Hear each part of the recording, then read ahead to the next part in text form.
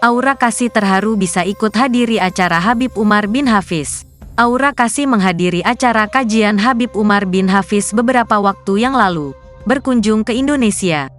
Di tengah tausiah berjalan, Aura Kasih mengaku tak dapat menahan air matanya.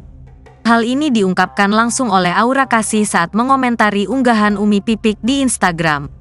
Aura Kasih menyampaikan rasa terima kasih kepada istri mendiang Ustadz Jeffrey Al-Bukhari lantaran telah mengajaknya untuk hadir di kajian Habib Umar bin Hafiz.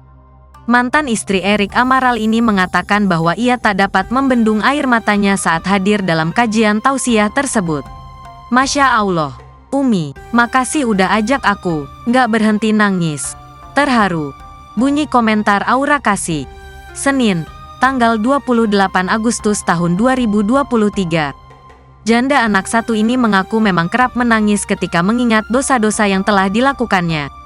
Oh iya, sedihlah ingat dosa terdahulu, imbuh Aura Kasih. Umi Pipik pun langsung membalas komentar Aura Kasih. Sama-sama Neng, semoga Allah berkahi kita, jawab Umi Pipik.